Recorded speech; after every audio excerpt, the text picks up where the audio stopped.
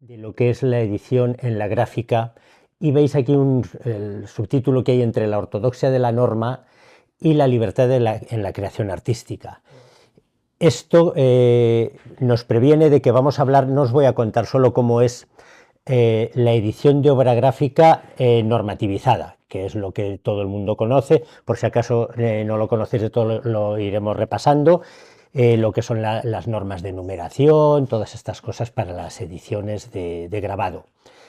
Pero aquí se reconoce una cosa, que en el mundo del arte es muy difícil poner puertas. Quiero decir que las normas siempre dejan resquicios donde no llegan tanto como llegan los artistas. Entonces, en la segunda parte, que quizá es la que a mí más me interesa, veréis otras formas de editar la gráfica y que no se corresponden exactamente con las normas establecidas, con las normas que rigen.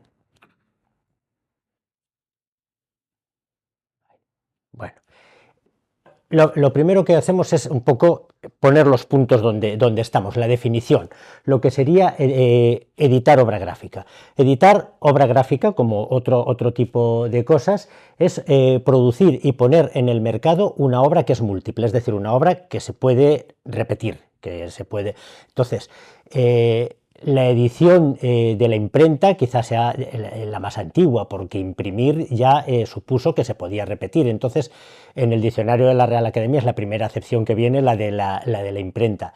Pero curiosamente lo miro recientemente porque antes no estaba, ya ahí ya está la acepción que más conocéis todos los jóvenes, que es lo de editar en informática, que es cambiar los archivos, modificar los documentos. Eso ya está también recogido, pero lo más tradicional, lo más antigua significación de editar sería esta. Entonces, los grabados originales entran perfectamente, quiero decir, la edición que más se conoce todo el mundo con esta acepción es la edición, por ejemplo, de libros, la edición de carteles, que se hacen muchos iguales, pero la edición de obra gráfica entra, aunque no se hagan tantos, que es editar arte. Es editar estampas que son obras artísticas. La diferencia que se estableció desde hace un tiempo, ahora vamos a ir viendo cómo se ha ido desarrollando esto, es que en la edición de arte se establecieron unas normas para limitar las tiradas, es decir, para darle al público del arte, a los coleccionistas y al público en general, unas garantías de que no son infinitas la cantidad de obras iguales que hay por el mercado, sino que hay una tirada limitada. Esto es una norma orientada estrictamente al mercado. Quiero decir, un grabado tiene la misma calidad artística si haces 300 como si haces 20. Depende de la técnica de grabado, a lo mejor si haces 300 se va deteriorando la plancha y no llega, pero hay técnicas que sí que aguantan, como iremos viendo luego, que aguantan miles, entonces se podrían hacer, pero para sacar al mercado, pues por la ley de la oferta y la demanda, si hay menos sube el precio, si hay más baja, entonces son normas que se hicieron, ahora lo veremos, en el siglo, todo esto viene del siglo XIX, antes eso no existía, para, digamos, valorar y distinguir lo que era la edición de obras artísticas de lo que era la edición de obras de difusión de otro tipo, industrial. Entonces, lo de la numeración, normalmente es lo que se estableció que se hiciera, es con un quebrado. Aquí en esta diapositiva lo veis, esto es la parte de abajo de un grabado de Miró, y se ve allí en la parte izquierda, abajo, que pone un 29 partido por 30, es un quebrado. Esa es la manera de explicar a primera vista al que ve la obra gráfica. Lo primero, ¿cuántos se han hecho iguales? Pues 30, porque es lo que está en el numerador. ¿Y esta estampa qué número es dentro de esa edición? La 29. Entonces, cuando uno compra esta estampa, sabe que tiene la número 29 y que no hay más de 30. Esto es relativo, siempre hay más de 30, siempre hay más de lo que pone aquí, porque hay otras estampas que en vez de llevar números llevan siglas, o llevan siglas y números, que son, yo aquí he hecho un resumen, hay más, y además en diferentes talleres y en diferentes países se van poniendo diferentes siglas según las costumbres que tienen. Estas que he puesto yo aquí son las básicas que se utilizan en España, aunque hay dos, como veréis, que no se han traducido, son siglas francesas, pero se utilizan generalmente aquí. La primera, la de arriba, PA significa prueba de autor o prueba de artista.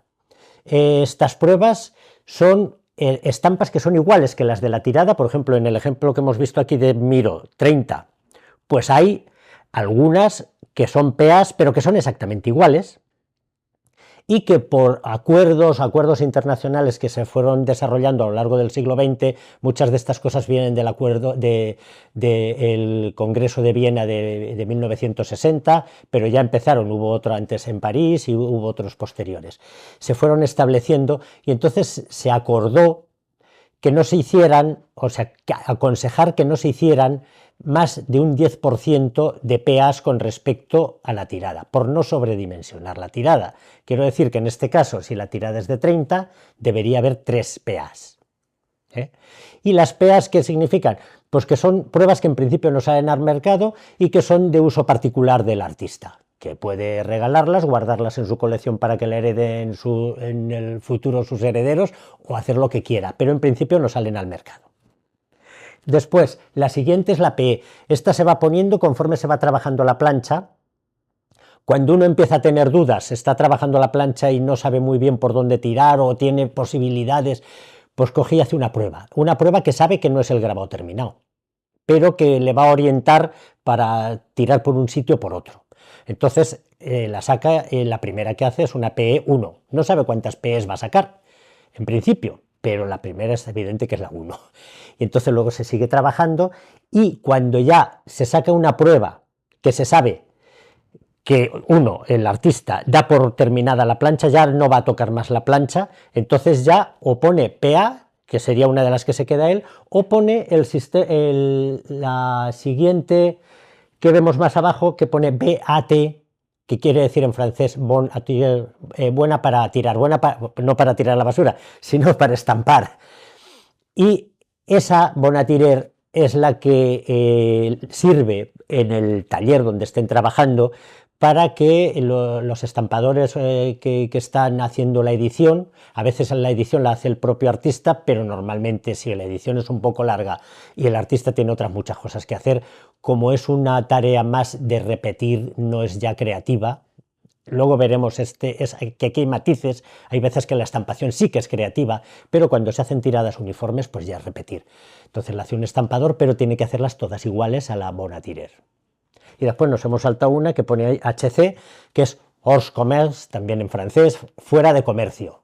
Y que estos son otras, bueno, una excusa para alargar un poquito, que se quedan, que no salen al comercio, es decir, pues porque a lo mejor si las PEAs no son muchas, por ejemplo en este caso 3, pues a lo mejor hacen otras 3 de HC y las tienen pues, o para regalar, y más o menos como la PEA, pero la PEA digamos que se hace normalmente en todas las ediciones, hay PEAs, en casi todas. Las HC no es tan normal, las HC pues a lo mejor está justificado, por ejemplo, cuando se hace una tirada a color con varias planchas, a lo largo se estampa toda la tirada de la primera tinta, del primer color, después toda la tirada del segundo color.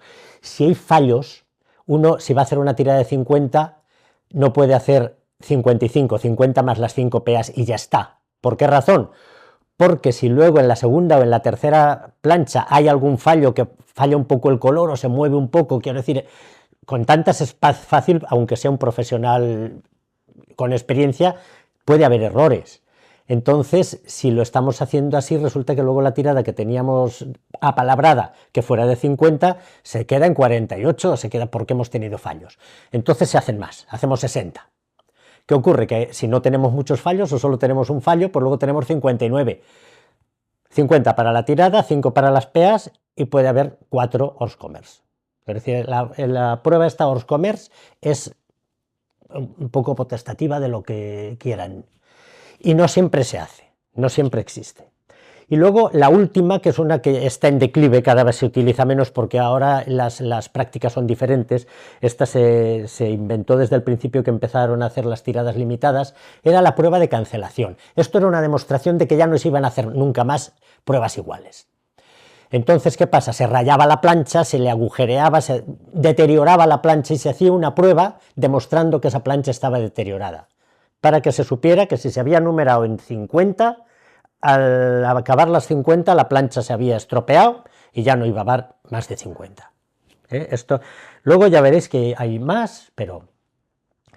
Luego viene, esto es muy importante, las especificaciones sobre la edición. Cuando uno hace una edición no basta con poner los números. A la hora de vender, normalmente todos los editores, todos los talleres que se precian tienen un documento que se va a adjuntar a la estampa cuando se venda para que quien la compra tenga todos los datos. Por lo que os digo, la numeración es orientativa. Sabes que en este caso que hemos visto antes hay 30. Pero no sabes si hay 3 PAs o hay 5 o hay una, no sabes si hay alguna HC o no hay ninguna HC, no sabes más de la tirada. Tampoco te habla de la técnica, tampoco te habla de los tipos de tintas que se han utilizado, no te habla de prácticamente nada. La numeración solo te dice lo que es la tirada numerada. Entonces conviene hacer un documento más amplio que se le da al que lo compra para que tenga toda la información. Yo he puesto aquí dos que he sacado de libros o de la propia carpeta, que son las fichas. En este caso es la ficha de un muy famoso master printer norteamericano, un grabador estampador norteamericano, que es Ken Tyler, que ha trabajado con artistas de muy primer orden, con Rauschenberg, con Jasper Johns, con artistas de muy primera línea. En este caso es una ficha de una estampa de Joseph Albers.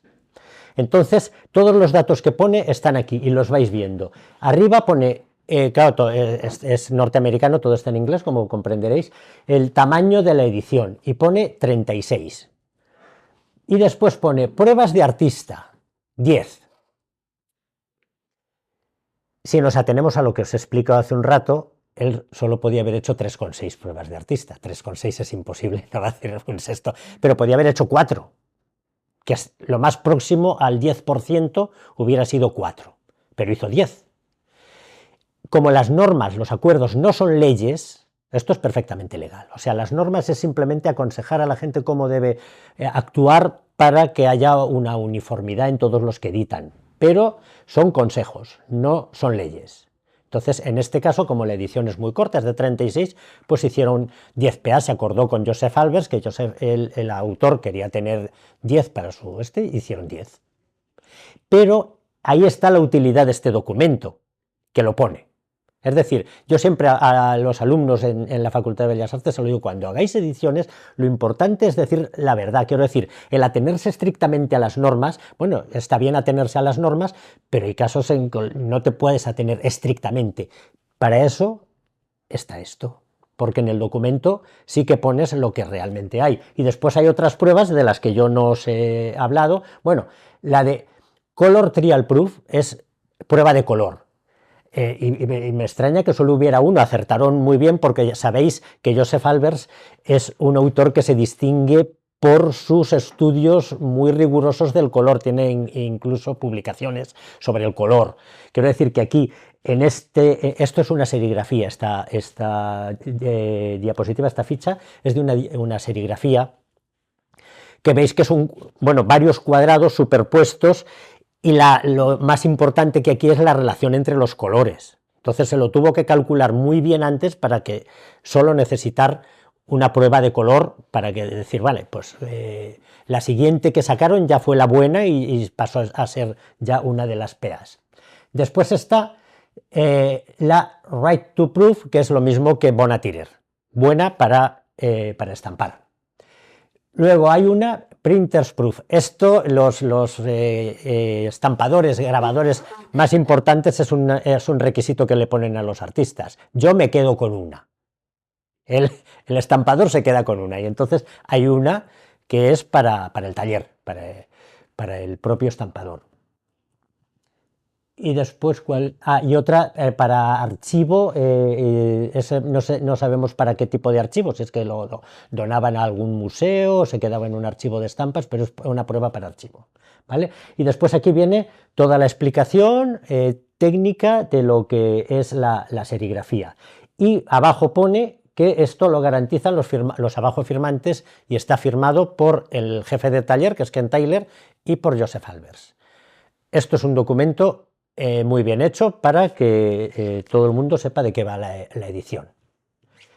Aquí hay otra manera de hacer un documento explicativo, pero que no es una ficha, sino que es lo que se llama un colofón. Habéis oído hablar de lo que es un colofón. Los colofones se ponían siempre antes en los libros, en la parte de atrás, explicando el libro, cuándo se acabó de imprimir, en qué imprenta, con qué caracteres, bueno, las características, el tipo de encuadernación, las características que quisieran explicar al lector, al que había comprado el libro. Pues esto es el colofón.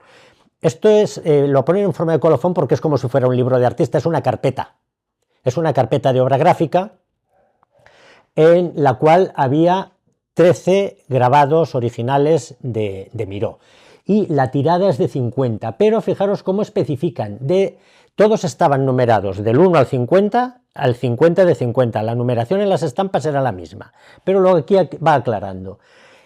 Los numerados del 1 al 10 están presentados de una manera de más lujo, porque esas 10 carpetas las van a vender más caras. Las numeradas del 11 al 15 están en una carpeta de mucho lujo, pero no tanto como la primera. Y las otras 25 restantes están en una carpeta más normalita. Entonces todo eso lo explica. Quiero decir que el que compra el 30 de 50 sabe que ha comprado. Las estampas son iguales. Quiero decir que aquí, si un coleccionista o un aficionado o un comprador cualquiera lo hace por tener una buena obra de Miró, puede comprar las últimas, porque la diferencia está en el lujo de la presentación, pero las estampas con la numeración son todas las estampas iguales. Y luego añade que además se han estampado 10 numeradas del 1 al 10 en números romanos, ¿veis?, para Joan Miró, que esto sería las PEAs. Aquí no especifica que se hayan hecho como PEAs, pero evidentemente es el mismo concepto del de PEA. Hicieron 10, también si la tirada es 50, según los consejos de las normas, tendrían que haber hecho 5, pero hicieron 10. No pasa nada en el sentido de que está perfectamente explicado y el que lo compra sabe lo que está comprando y sabe la cantidad de estampas que hay.